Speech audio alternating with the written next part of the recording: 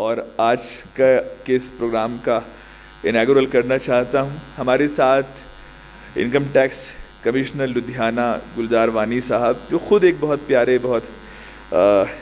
एक ऐसे शायर हैं जिनसे हमें बड़ी उम्मीदें हैं, उनकी तख्लीक से, उनकी राइटिंग से। मैं गुलजार वानी साहब को सबसे पहले स्टेज पर आवाज़ देना चाहता हूँ। आप सब लोग तादाद में कम हो सकते हैं, लेकिन जब हम तालियां बजाते हैं तो हमारी तादाद ज़्यादा हो जाती है। गुलजार वानी साहब के बाद एक ऐसा नाम, मैं तो इस मामले में फ़ख्र महसूस करता हूँ कि एक ज़माना था जब हम टेलीविज़न पे देखा करते थे और कभी ये तसव्वुर नहीं किया था कि उन तक पहुँच जाएंगे, उनसे बातें करेंगे, उनके साथ सेल्फीज़ लेंगे, उनके साथ शिमला की, दिल्ली की, मुंबई की अलग अलग गलियों की सैर करेंगे। उन्होंने हम सबको हंसाया भी है, हम सबको संजीदगी भी अता की है।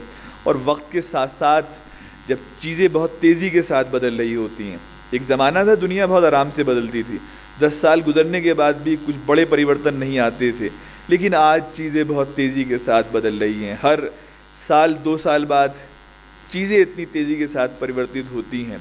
तो हमारे जो रहमान ख़ान साहब हैं, उन्होंने उस चेंज से, उस तब्दीली से भी अपने आप को हम आहंग किया है।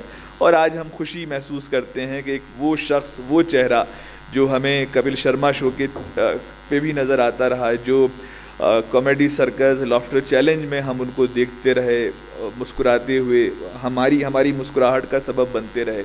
और स्टैंड अप कॉमेडी की जब बात होती है तो एक बड़ी भीड़ है, उस भीड़ में कुछ नाम अगर तलाश करने हों, उसमें से एक नाम जहाँ संजीदगी है, जहाँ एक ख़ास तरह की फ़िक्र कार फरमा होती है। तो मैं बहुत अदब और एहतराम के साथ हम सब के प्यारे, जो हमारी सेल्फ़ी का हिस्सा बन चुके हैं, हमारे मोबाइल में मौजूद हैं, हमारे अपने कैमरे से तस्वीर हमने ली, रहमान ख़ान साहब को मैं मंच पर आमंत्रित करना चाहता हूँ ज़ोरदार तालियों के साथ।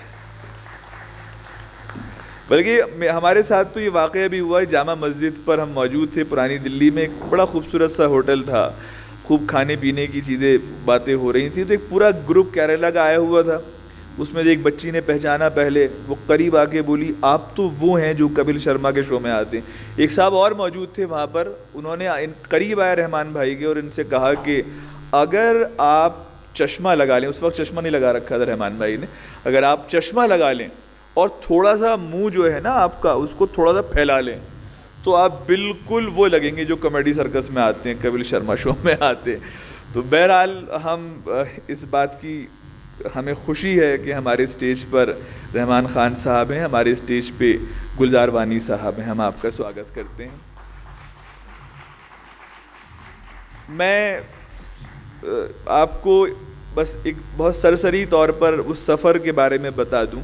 हमारा दायरा पहले बड़ा महदूद होता था, दिल्ली के ही अलग अलग कोनों में, अलग अलग गलियों में, ऑडिटोरियम्स में हम ये प्रोग्राम करते रहते थे। और उसके बाद फिर ये हुआ कि भोपाल में पहली बार हम हिंदुस्तान, अपने शहर दिल्ली से बाहर निकले और एक सिलसिला शुरू हुआ कल्चरल कारवां का। इरादा यही था, जो हमारी संस्कृति है, हमारी तहज़ीब है, उसको हर शहर, हर इलाके, हर कस्बे तक पहुंचाया जाए। शिमला हम चौथी बार आ रहे हैं, भोपाल हम 5 बार प्रोग्राम कर चुके हैं, जयपुर में हम बहुत कामयाब रहे, लखनऊ, देहरादून, जम्मू कश्मीर का 7 दिन का सफ़र रहा, जहां हमने मूविंग हाउस बोट जो होती है डल झील पर, उस पर प्रोग्राम किया, टैगोर हॉल में प्रोग्राम किया, और आर्मी कैंप में जाकर भी हमने वहाँ प्रोग्राम किया। बेंगलोर में हमारा प्रोग्राम बहुत कामयाब रहा, अहमदाबाद भी पहुँचे, पूना भी पहुँचे। बहरहाल मकसद सिर्फ यही है कि जो हमारी संस्कृति है, हमारी कलाएं हैं, जिस पर हम फ़ख्र से कह सकते हैं ज़ोर देकर कि हमारी कलाएं हैं, उनको हम हिंदुस्तान के अलग अलग शहरों में, और इरादा ये है कि हिंदुस्तान से बाहर भी लेकर जाएंगे। मैं अब ये चाहता हूँ कि हमारे जो मेहमान हैं उनके साथ मैं भी, और जावेद मुशीरी साहब से भी इल्तिजा है कि वो भी हमारे साथ रहें। हम लोग दीप जलाने वाले लोग हैं, जहाँ कहीं अंधेरा होगा वहाँ हम अपनी ज़िम्मेदारी अदा करेंगे और चिराग जलाएंगे। रिक्वेस्ट करता हूँ रहमान ख़ान साहब से, गुलजार वानी साहब से, जावेद मुशीरी साहब से कि वो इस चिराग को रोशन करें। ये चिराग जो साहित्य का चिराग है, जो कलाओं का चिराग है, जो भारतीय नृत्य का चिराग है, भारतीय मौसीकी का चिराग है, उस चिराग को रोशन किया जा रहा है।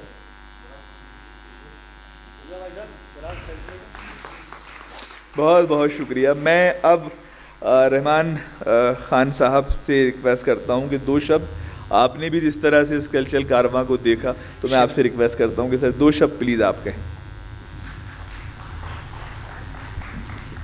देखिए, कॉमेडियन के लिए दो शब्द कहने की जो ये पाबंदी बहुत ख़तरनाक है।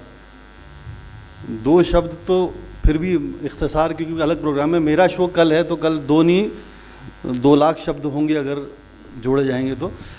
अभी बहुत शुक्रिया साहब, बहुत शुक्रिया।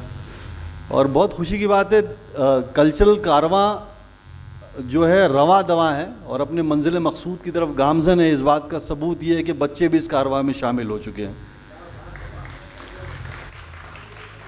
बच्चे देश का भविष्य होते हैं और ये जो अलग से एंजॉयमेंट की ताली किसी के बच्चे ने बजाई है, बहुत अच्छा काम है।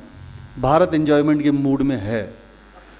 और मैं सबसे पहले तारीफ़ इस बात की नहीं है कि जश्न अदब और कल्चरल कारवां जो काम कर रहा है, जिस आर्ट को केटर करने के लिए अलग अलग वॉक्स ऑफ फील्ड्स के बड़े बड़े लोगों को जो है स्टेज पर ला रहा है और अलग अलग शहरों में अलग अलग कल्चर में पहुंचा रहा है।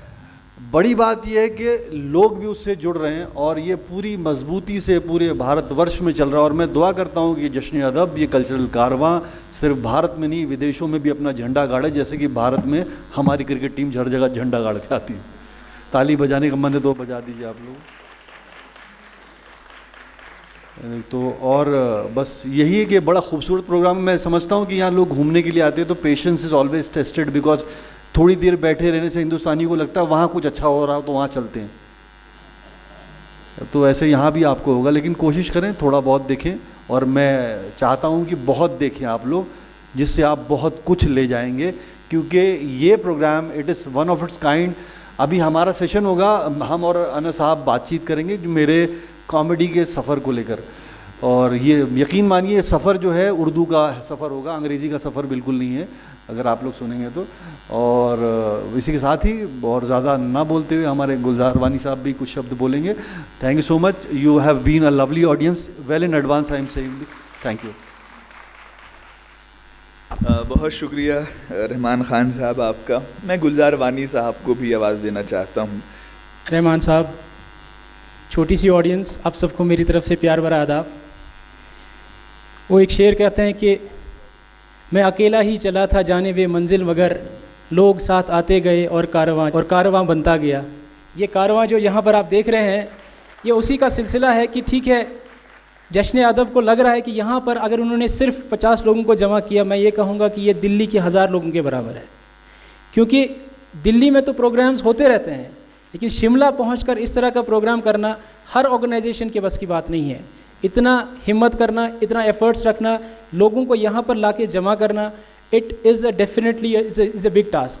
तो जश्न अदब की पूरी टीम को मेरी तरफ से बहुत बहुत मुबारक कि वो ऐसे कोनों में, देश के ऐसी जगहों पर पहुँच रहे हैं जहाँ शायद इस तरह के कल्चरल इवेंट्स पहले हमने नहीं देखे थे। मैं शिमला 2013 में मैं यहाँ आया था, तो उस टाइम शायद इस तरह के मैंने नहीं सुना था कि शायरी का कोई मुशायरा यहाँ पर इस तरह से 2 दिन का कल्चरल एक्स्ट्रावेगेंजा क्रिएट किया जाएगा। और 13 साल बाद अब फिर मौका मिला है शिमला आने का। घूमने का तो एक अलग पर्पज़ है ही, बट उससे ज़्यादा जो हमारा मेन मकसद है वो यहाँ इन 2 दिन शिमला की वादियों में, शिमला के पहाड़ों में हमारे शेर, हमारे गाने, हमारे कॉमेडी गूंजे। इससे बड़ी खुशी की कोई बात नहीं है। इन्हीं शब्दों के साथ मैं आप सबका बहुत बहुत शुक्रिया करता हूँ और जश्न अदब को बहुत बहुत मुबारक। Thank you.